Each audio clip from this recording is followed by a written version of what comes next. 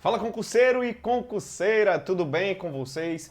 Estamos aqui para resolver duas questões aqui de legislação extravagante, tá certo? Essas questões são questões potenciais de prova que podem aí vir a ser cobradas no teu concurso da Polícia Militar do Estado do Ceará. Então fica ligado, olho na tela, nós vamos resolver aqui uma questão da Lei de Tortura e uma outra questão aí da Lei Maria da Penha. Então vamos juntos, fica ligado, olho na tela aí, vem comigo. Olha só. O que é que nos diz aí, portanto, a nossa primeira questão? Nossa primeira questão sobre a Lei 9455 de 97, a Lei de Tortura.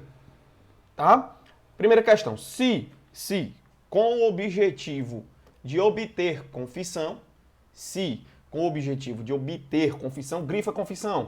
grifa confissão, determinado agente de polícia, por meio de grave ameaça, constranger pessoa presa, causando-lhe sofrimento psicológico. Sofrimento psicológico. Primeira coisa que eu vou te falar. Ao crime de tortura não é aplicado apenas a violência física. O crime de tortura pode acontecer de duas formas. Se for aplicado violência física ou também violência psicológica. Certo? Por isso que nós dizemos que nem sempre o crime de tortura ele vai deixar, por exemplo, vestígios, tá certo? Porque se ele acontecer, por exemplo, através de uma violência psicológica, ele pode muito bem não deixar vestígios, certo? Então, professor, quais são as modalidades de tortura que nós temos? Quais são as modalidades de tortura que nós temos? A lei de tortura, ela vai trazer 6 tipos de tortura pra gente, tá certo? E uma das é a tortura prova. A tortura que a doutrina vai chamar de tortura prova. O que é essa tortura prova, professor? A tortura prova é quando o agente que comete a conduta de tortura, ele comete essa conduta de tortura, ele comete esse crime de tortura com um dolo específico, com uma intenção específica. E nesse caso, qual seria a intenção do agente que está praticando o crime de tortura prova? A intenção, portanto, do agente que está praticando o crime de tortura prova é obter uma informação. Como o próprio nome já diz, tortura prova. A intenção do agente é obter uma informação. E uma coisa que eu peço que você tenha muito cuidado é que a tortura prova ela pode ser praticada por qualquer pessoa. E, portanto, nós dizemos que ela é um crime comum. Crime comum é aquele crime que pode ser praticado, que o sujeito ativo pode ser qualquer pessoa.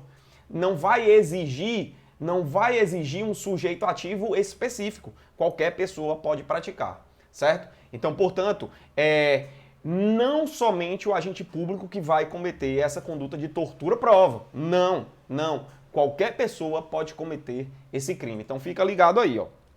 Portanto, esse tipo de tortura, a tortura prova, ela pode ser aplicada, ela pode ser praticada por qualquer pessoa, certo? E ela pode ser chamada de tortura prova, pode ser chamada de tortura confissão, certo? Pode ser chamada também de tortura inquisitorial, tá certo? Então ela pode ser chamada também de tortura inquisitorial, tá? O dolo do agente aqui é obter uma informação, tá? Outro detalhe, nesse caso, a lei de tortura, ela vai trazer pra gente algumas formas de tortura com aumento de pena. Tá? E outras formas de tortura qualificadas. Professor, qual seria, portanto, a diferença de uma tortura com aumento de pena e uma tortura qualificada?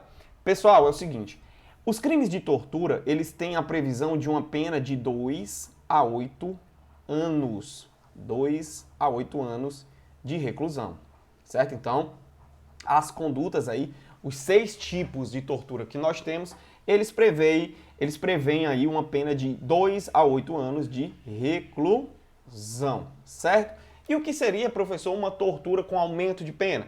O juiz ele vai pegar essa pena base de 2 a 8 anos de reclusão e, por exemplo, vamos supor que o juiz opta aí por aplicar 3 anos de reclusão. E aí na pena base ele vai optar por aplicar 3 anos de reclusão e depois disso, no momento da dosimetria da pena, ele vai verificar se existe alguma causa de aumento de pena, e aí essa pena pode ser, por exemplo, sair desses 3 anos e ser aumentada para 4 anos, 5 anos, tá certo? E aí nós vamos ter uma causa de aumento de pena.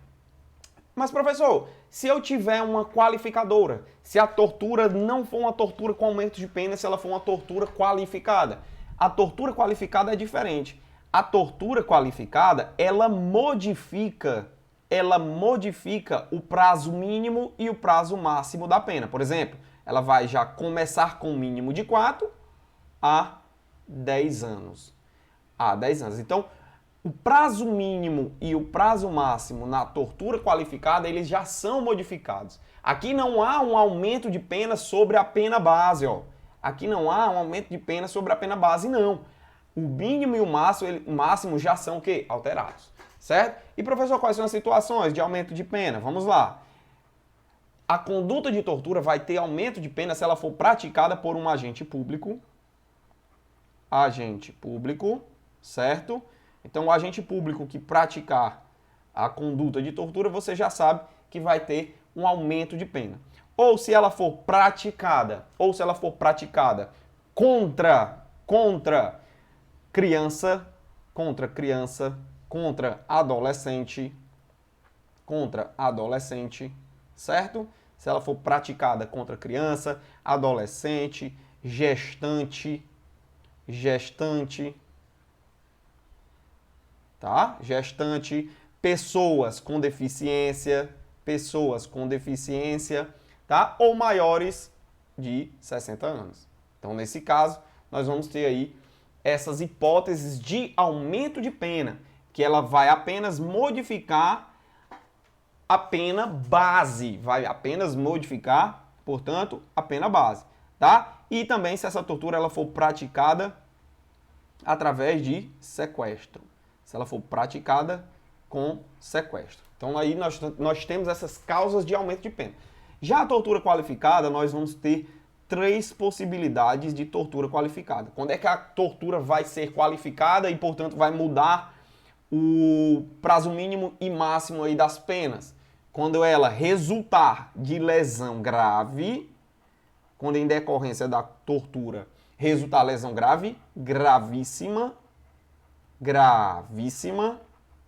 ou morte, certo? Então aí nós temos as qualificadoras que são diferentes das causas de aumento de pena. Então vamos fazer a leitura dos itens. Item A. Olha só. No caso aqui da nossa questão, ele quer saber da confissão, da tortura prova. E quem foi que praticou? Quem foi que praticou? Foi um agente de polícia, tá? Então vamos lá. A vítima for adolescente, o crime será qualificado. Será que, se a vítima for adolescente, o crime vai ser qualificado? Vamos olhar para cá, ó. Qualificadoras, quais são as qualificadoras? Se for grave, gravíssima ou morte, tá? Então, nesse caso, esse item está o quê? Está errado, porque só vai ser qualificado, tá? Se for resultar de lesão grave, gravíssima ou morte. Item B, estará configurada uma causa de aumento de pena. Esse é o nosso gabarito. Por quê, professor? Porque foi praticada por um agente público, um agente de polícia, e nós temos aí, portanto, essa causa de aumento de pena, tá certo? Mas, professor, o item C, a critério do juiz, a condenação poderá acarretar a perda do cargo. Errado, porque não é poderá. A condenação pelo crime de tortura deverá, sempre vai ocorrer a perda do cargo, beleza? Entender? Provado o fato, a pena será de detenção. Negativo. Nesse caso, não há que se falar em detenção, porque nós temos uma causa de aumento de pena. A pena de detenção, para as condutas de tortura, ela só vai ser consequência de uma tortura por omissão.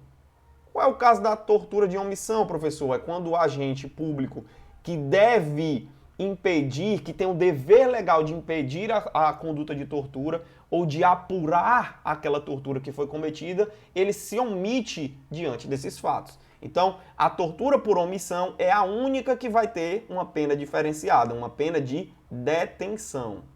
Detenção. Certo? Então tá errado, tá bom? Porque nesse caso não foi uma tortura por omissão, foi a tortura confissão, a tortura prova. E quem presenciar o crime e se omitir incorrerá na mesma pena do agente. Não. Quem se omite, acabei de falar, a pena é diferente, a pena é de detenção. Certo? A única pena diferente aqui para as condutas de tortura é a tortura por omissão, porque é uma pena que não é de reclusão, é uma pena apenas de detenção. Tranquilo? Beleza?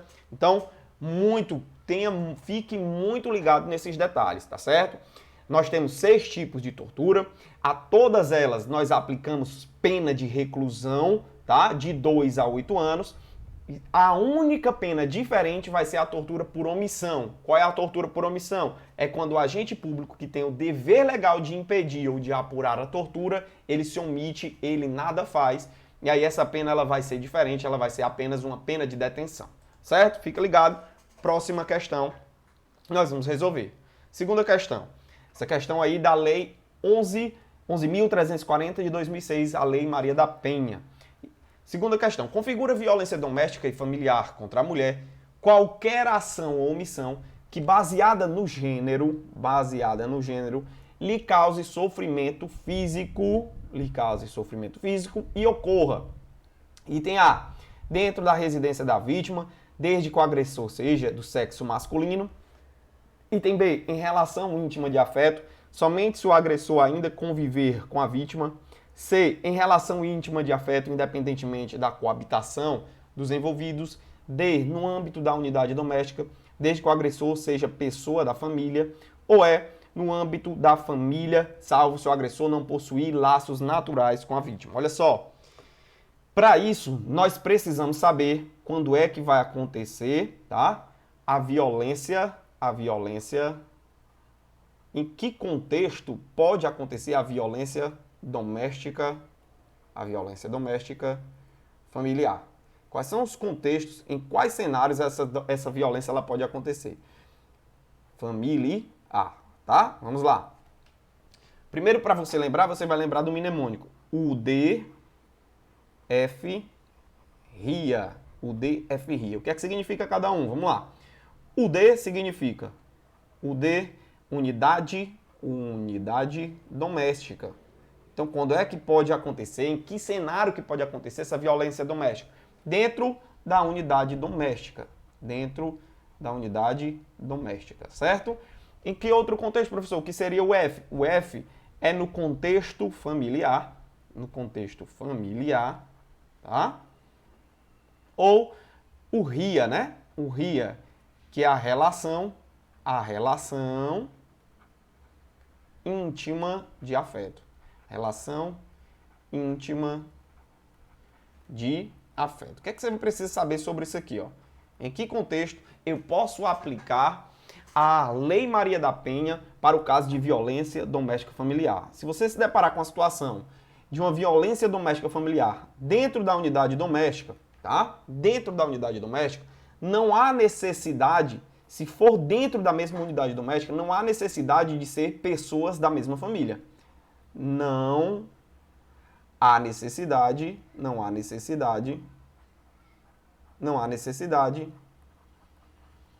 de ser da mesma família. Tá certo? Então, ó, qualquer pessoa, até aquelas pessoas agregadas que passam esporadicamente pela mesma unidade doméstica, mas se elas estiverem na mesma unidade doméstica e a vítima for mulher, tá? Eu posso aplicar sim a Lei Maria da Penha. Professor, dá um exemplo. Dou um exemplo. Um empregado que tem lá um empregador que tem lá uma empregada doméstica que rotineiramente ela vai para sua casa para fazer limpeza, para trabalhar lá, tá certo? Ela pode sim, essa mulher pode sim ser vítima, tá certo? De violência doméstica familiar e, portanto, eu posso beneficiá-la, eu posso ampará-la com a Lei Maria da Penha, tá certo? Então não há necessidade de serem pessoas da mesma família, pode ser inclusive pessoas agregadas, tá certo? E qual outro contexto, professor? No contexto familiar. Aqui você vai entender família no sentido mais amplo. Como assim no sentido mais amplo? Da mesma forma, aquelas pessoas que que têm o parentesco, são parentes, tá?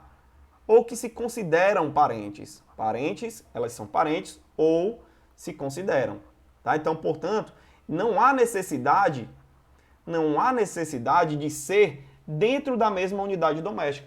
Você pode, por exemplo, estar num restaurante, numa viagem, mas se você praticar contra um familiar seu, e aí você vai entender familiar no sentido mais amplo, ó, como eu estou dizendo bem aqui, ó, mais amplo, sendo parentes ou se considerar parente, vai poder incorrer aí na Lei Maria da Penha, tá certo? Da mesma forma também, a relação íntima de afeto. O que seria isso? O que seria essa relação íntima de afeto? São aquelas pessoas que, por exemplo, têm um namorado, uma namorada, e aí, independente se elas convivem, se elas coabitam na mesma unidade doméstica também, eu posso aplicar, tá, a Lei Maria da Penha também, nesse caso, tá? E aqui são aquelas pessoas que tenham uma relação íntima de afeto, que convivam em uma relação de afeto ou que conviveram. Então, mesmo aqueles que não têm mais essa relação íntima de afeto, mas que tiveram anteriormente, que conviveram essa relação, eu também posso aplicar, tá certo? Então, no caso do namorado, que já não é mais namorado, que já não tem, aquele casal que já não tem mais a relação de afeto, eu posso também aplicar, independente se eles convivem, se eles coabitam na mesma unidade doméstica, tá certo? Então, vamos lá, item A. Dentro da residência da vítima, desde que o agressor seja do sexo masculino. Não, negativo, tá errado isso daqui. Não tem a necessidade de que o agressor seja do sexo masculino. O agressor pode ser também do sexo feminino. Agora, qual a observação? O beneficiário, a pessoa que a lei ampara, que a lei defende, sempre vai ser pessoa do sexo feminino, tá certo? Item B, em relação íntima de afeto, somente se o agressor ainda conviver com a vítima, não, ó, que convivam ou que conviveram. Então tá errado, porque não é somente se o agressor conviver, tá? Pode já ter convivido, já pode ter sido uma relação passada, uma relação pretérita. Item C, em relação íntima de afeto, independentemente de coabitação dos envolvidos. E o item C é o nosso gabarito, ó. Se tem a relação íntima de afeto, independente se eles coabitam ou não, eu posso aplicar a Lei Maria da Penha, independente se eles moram juntos ou não. Entender? No âmbito da unidade doméstica, desde que o agressor seja pessoa da família. Não. Pode acontecer no âmbito da unidade doméstica, ainda que o agressor ele não seja da mesma família. Basta que ele tenha ali uma pessoa agregada na sua residência, na sua unidade doméstica. E o item é, no âmbito da família, salvo se o agressor não possuir laços naturais com a vítima. Salvo se o agressor não possuir laços naturais com a vítima. Não, ele pode possuir o laço, ele pode ser parente,